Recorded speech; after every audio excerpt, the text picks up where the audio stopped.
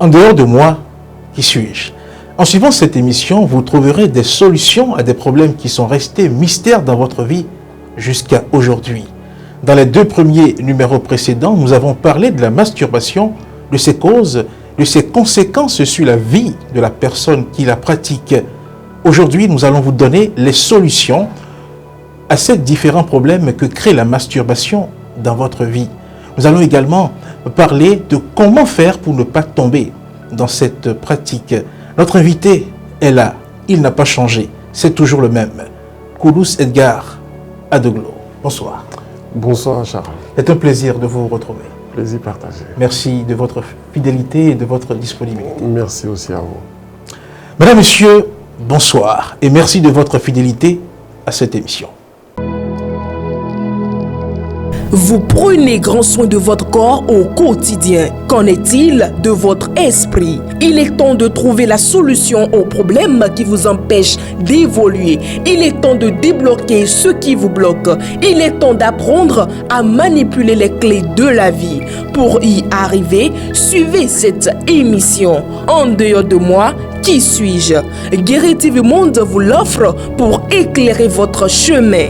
En dehors de moi, qui suis-je? C'est tous les jeudis à partir de 21h avec Charles Alban Daoui aux commandes. Guéri TV Monde, le leader des web TV. Eh bien, comme je l'ai dit, Koulouss Edgar Adoglo, nous allons parler aujourd'hui de la masturbation, mais cette fois-ci, nous allons beaucoup plus donner des solutions à ceux qui se retrouvent dans ce genre de problèmes. Vous avez eu à dire ici sur ce plateau que le manque d'éducation sexuelle va conduire l'enfant à pratiquer la masturbation. Éducation sexuelle, qu'est-ce que c'est? Merci. Quand on parle d'éducation sexuelle, c'est d'abord apprendre à l'enfant. D'abord, il faut que les parents déjà soient imprégnés de cette éducation sexuelle. C'est-à-dire comment maîtriser l'énergie sexuelle, comment orienter cette énergie sexuelle positivement pendant tout le temps de l'adolescence. C'est-à-dire à partir de la puberté jusqu'à la maturité, c'est-à-dire l'âge adulte, et pour permettre à l'enfant de pouvoir décoller. En fait, quand on parle d'éducation sexuelle, ça passe d'abord par la méditation, d'accord, par la connaissance occulte du corps physique, parce que à part, quand je parle de l'anatomie occulte du corps physique, à part l'anatomie du corps physique, d'abord, il faut que l'enfant soit imprégné de cette anatomie physique d'abord, comprendre que son corps est différent du sexe féminin ou bien du sexe féminin est différent. Le sexe féminin est différent du sexe masculin, d'accord. Comprendre comment les organes fonctionnent, etc. Tout ça. Et en plus de ça, et venir soutenir cette connaissance-là avec la connaissance de l'anatomie occulte du corps. Et quand on parle de l'anatomie occulte du corps, oui, qu'est-ce que c'est beaucoup plus énergétique, c'est-à-dire par rapport au centre d'énergie. On se voit un peu par rapport au centre d'énergie. Fait comprendre à l'enfant déjà, très tôt, que son sexe, à part le fait qu'il ait un sexe physique, il y a ce centre d'énergie, il y a un centre d'énergie que tout le monde connaît. D'accord, que tout le monde connaît, qui dans notre panthéon ici, d'accord, on l'appelle, c'est le centre Sakwata, le centre de la Terre, d'accord. Chez les bouddhistes, etc., tout ça là, les gens parlent du Muladhara Chakra, d'accord.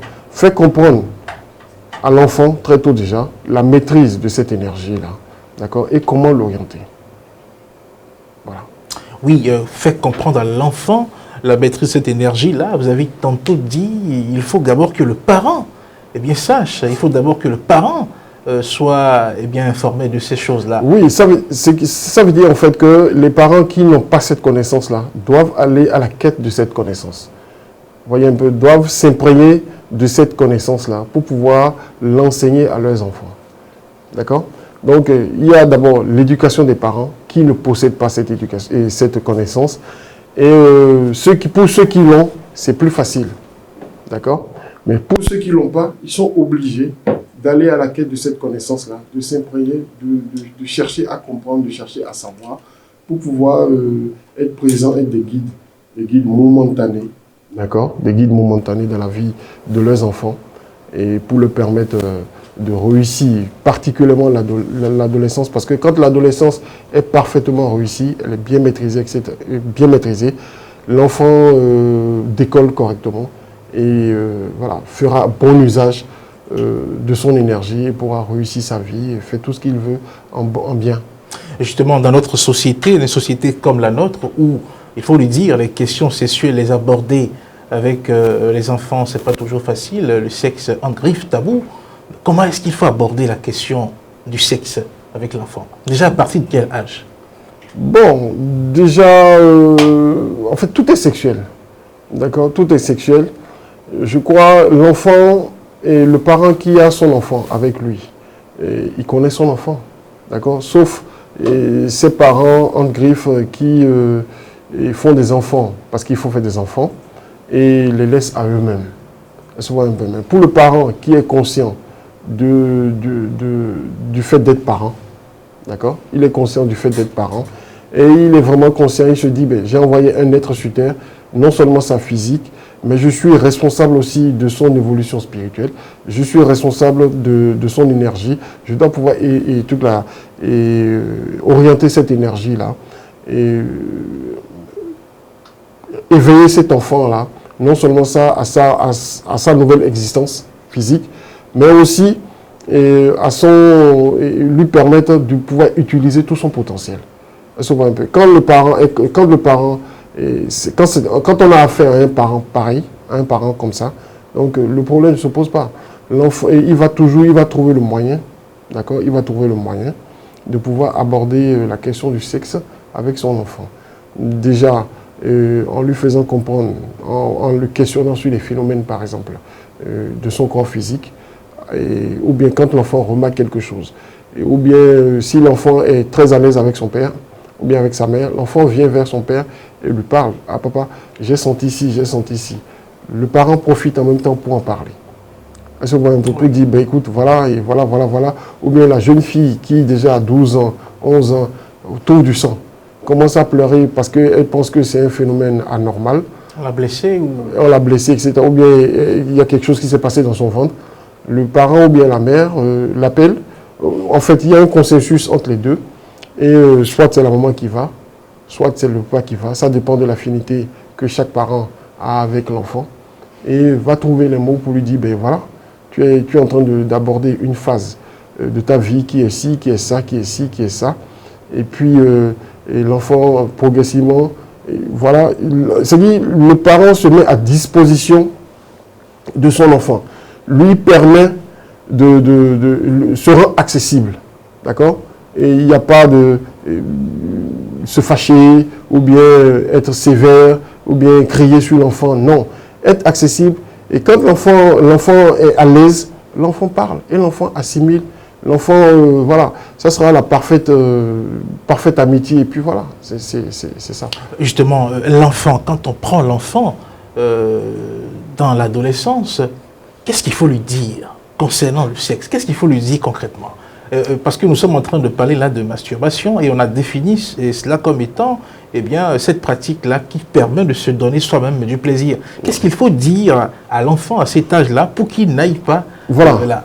Voilà, et par exemple, qu'est-ce qu'il faut dire? Quand je prends le cas d'une fille, la fille qui a commencé ses menstruations, le parent l'appelle, la mère ou le père lui parle, etc. Tout ça là pour dire, ben voilà, ton corps a commencé à se développer. Tu vas voir tes seins vont sortir. Et voilà, cette période-là, on l'appelle les menstrues, c'est la période des menstrues. Et il y a un cycle, ça reviendra fréquemment chaque mois. Et voilà, ça te prédispose à ceci. C'est-à-dire, si tu fais un faux pas, tu risques de tomber enceinte. À un moment, je ne peux pas tomber enceinte moi. Mais ça veut dire quoi tomber enceinte? Tomber enceinte, c'est le phénomène qui s'est produit pour que toi tu viennes au monde. Mais pour ça, tu as tout le temps devant toi. Mais cette énergie, le fait que tu as abordé tu as abordé la phase de ta puberté, c'est-à-dire de la dernière phase de développement de ton corps physique avant d'aborder l'âge adulte. L'énergie, à chaque période, au moins dans un mois, ton énergie va atteindre ton énergie va atteindre, l'énergie sexuelle va atteindre un pic. Et ce pic-là, voilà, ça peut se produire juste 14 jours avant et après les menstrues, c'est-à-dire à partir du début du premier jour des menstrues, etc. Tout ça. Donc, et à cette période-là, ton corps va subir des transformations. C'est-à-dire tu vas sentir de la gêne. D'accord? Tu auras envie d'exprimer quelque chose. Tes seins vont te chatouiller, te titiller. Ton corps, tu vas sentir... voilà. Quand tu commences à sentir ça, c'est que tu es prédisposé à ça. Il ne faut pas cacher ça à l'enfant. Il faut lui expliquer. Tu es prédisposé à ça. Mais tu peux éviter ça et ne pas tomber dans des dérives, parce que la dérive, c'est que quoi? La dérive, c'est que tu goûtes au plaisir du corps physique toi seul. Lui expliquer réellement le phénomène de la masturbation, d'accord? Et fait comprendre à l'enfant que cette énergie-là, qu'elle peut la transformer en intellect, c'est-à-dire pour affermir son intellect, pour affermir son intelligence, pour affermir son corps, pour affermir ses capacités, ou bien pour devenir très très forte en matière de sport. D'accord? C'est-à-dire qu'il ne faut rien cacher à l'enfant, il faut expliquer à l'enfant. Ça dépend. En fait, ici, je ne peux pas, puisque je n'ai pas un enfant devant moi, donc je ne peux pas.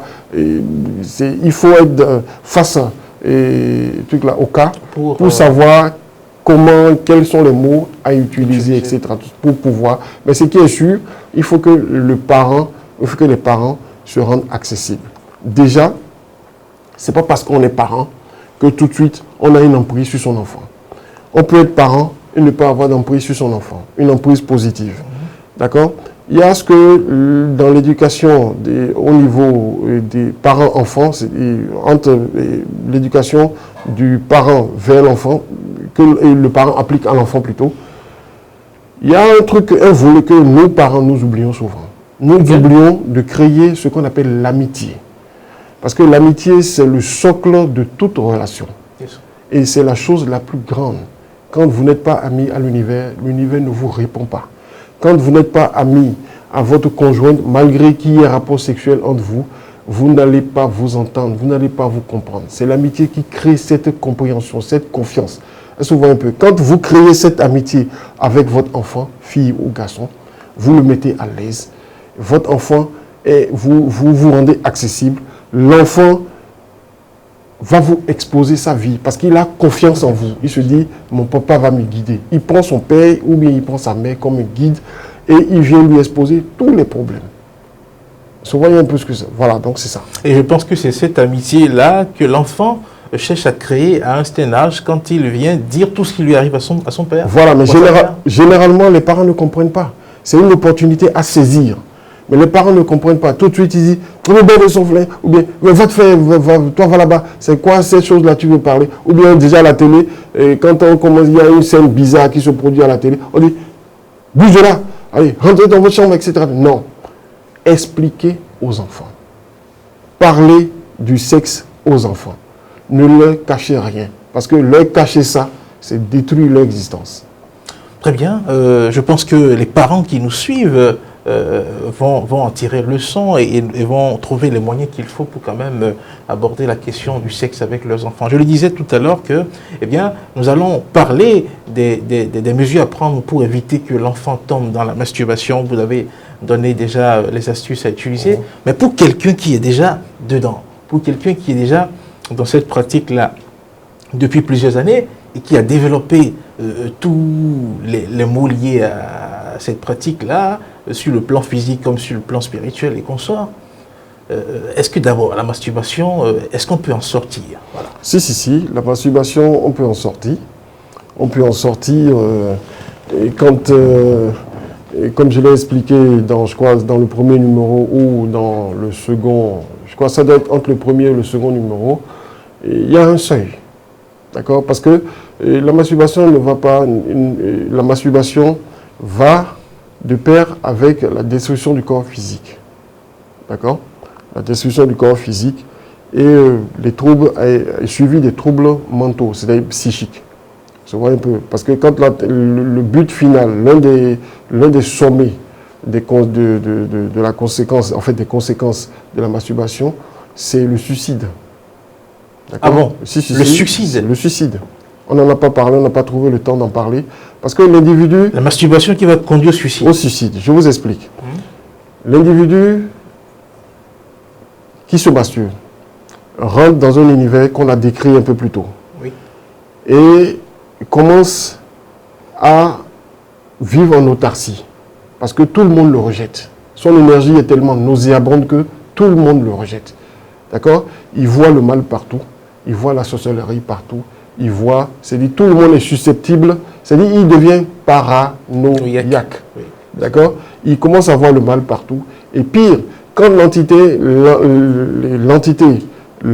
qui est collée à lui, et à qui est un maximum de volonté, l'entité fait des flashs dans le monde physique. C'est-à-dire, il peut être assis là, il va voir l'entité. Pendant que tout le monde est assis, personne ne voit l'entité. Il est le seul à voir l'entité.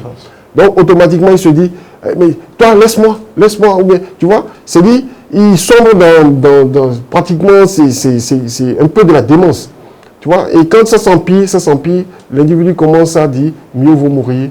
C'est-à-dire, ça conduit l'individu vers le suicide. La personne va se dire, mais pour me libérer de ça, d'accord, pour me libérer de cette entité-là, il faut que je me supprime. Je supprime mon existence. Ça se voit un peu.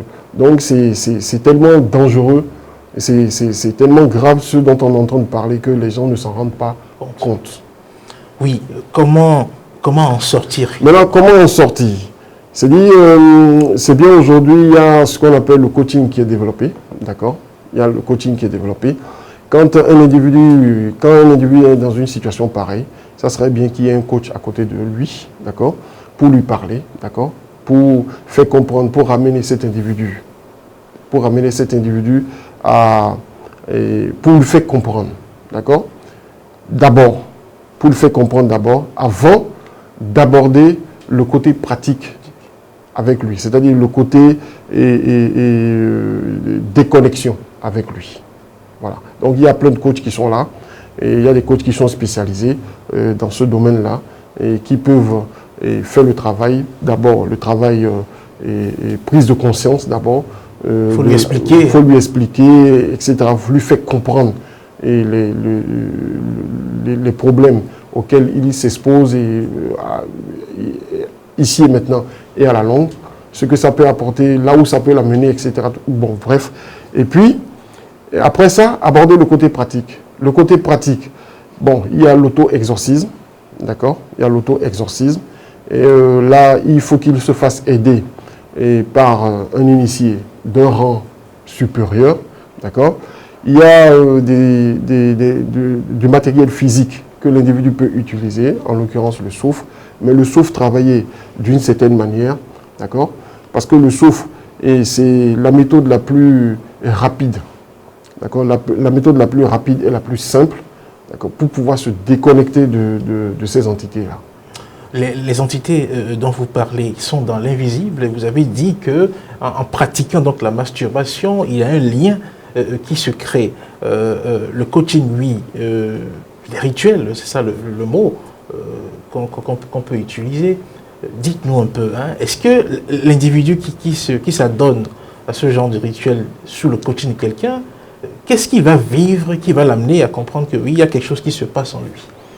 Bon, en fait, c'est souvent les problèmes que l'individu va commencer à vivre. D'accord? Les problèmes, je prends un exemple, et quelqu'un qui commence à se masturber, qui constate que l'argent ne reste pas dans la main. D'accord? Et qui constate qu'elle n'arrive pas à fidéliser, par exemple, ses relations. C'est-à-dire, les gens viennent pour rien du tout, l'individu part. C'est déjà des problèmes. L'individu va se dire, ben, il faut que je cherche des solutions à ça. Souvent un peu, il faut que je cherche des solutions à ça. Donc, dans sa quête de solutions, va rencontrer forcément des gens. Déjà, va rencontrer d'abord des personnes, bon, comme on le dit, on va rencontrer des menteurs avant de rencontrer des personnes bien, etc. Tout ça là.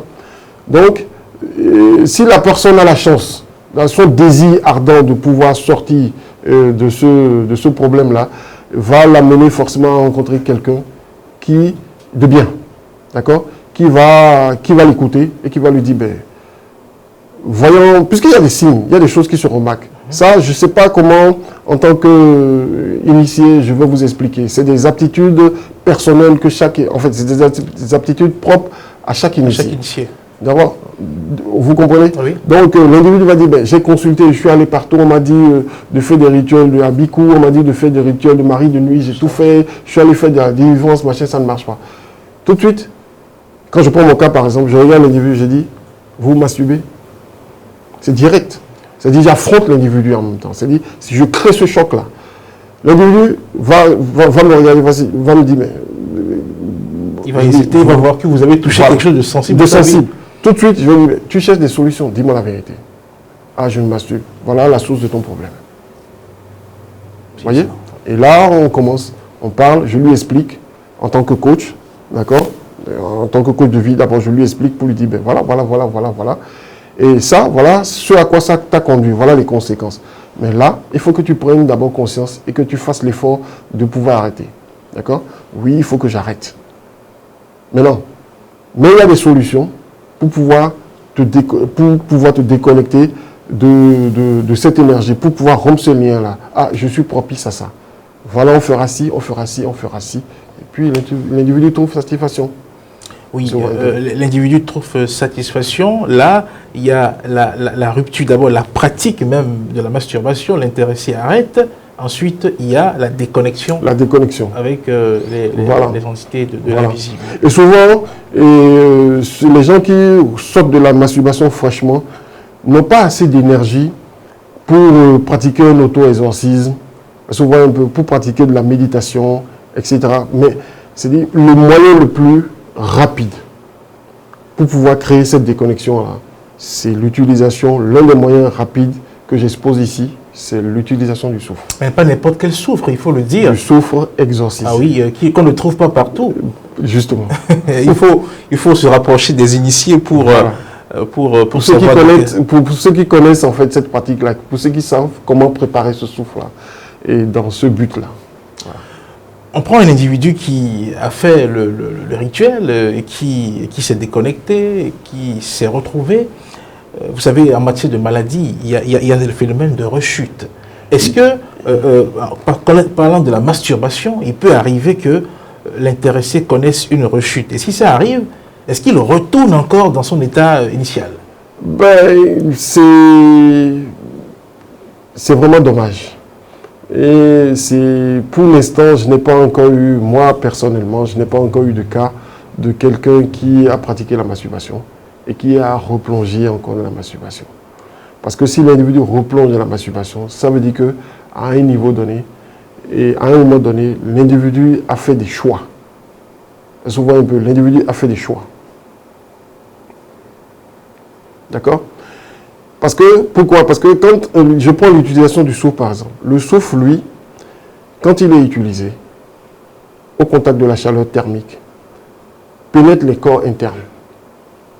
Que ce soit le corps énergétique, l'aura, purifie l'aura, le corps énergétique, monte jusqu'au corps astral, c'est-à-dire désinfecte le corps astral, et monte jusqu'au corps causal.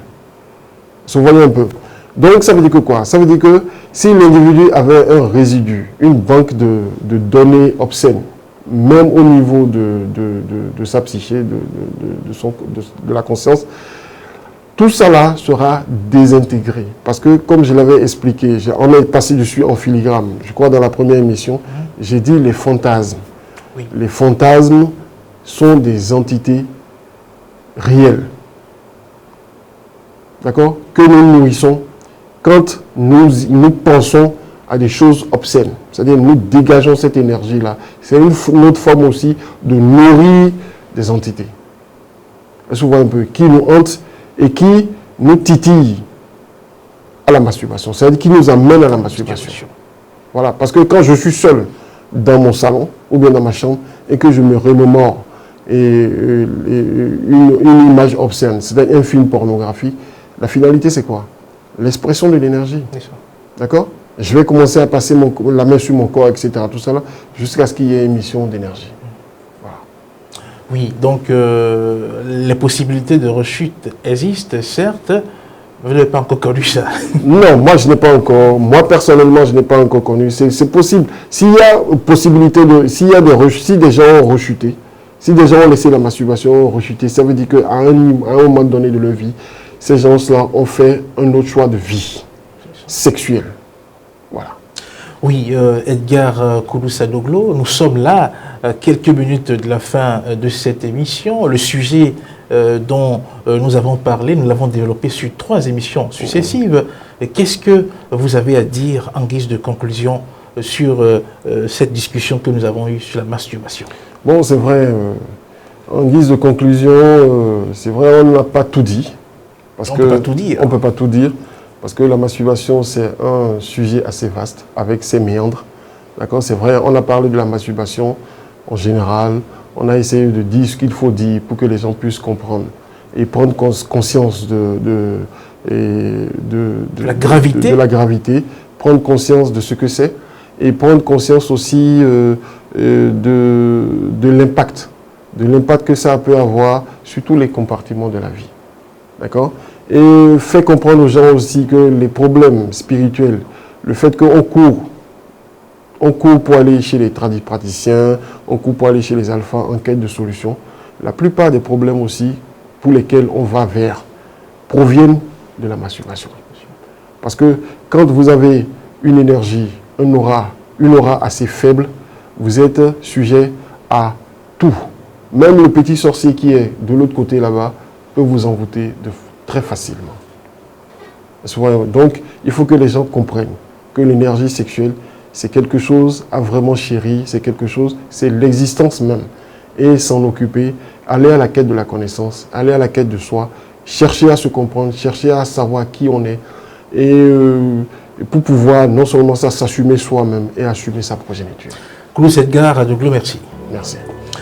En dehors de moi, qui suis-je? Le 3e numéro, celui consacré, bien toujours à la masturbation, mais cette fois-ci aux solutions, à ce qu'il faut faire pour sortir de la masturbation, à ce qu'il faut faire pour ne pas y tomber. Vous avez suivi notre invité qui a développé toute cette thématique avec nous sur 3 numéros successivement. Merci d'avoir été des nôtres. Merci de votre fidélité à cette émission. Ce numéro prend fin ici et à jeudi prochain.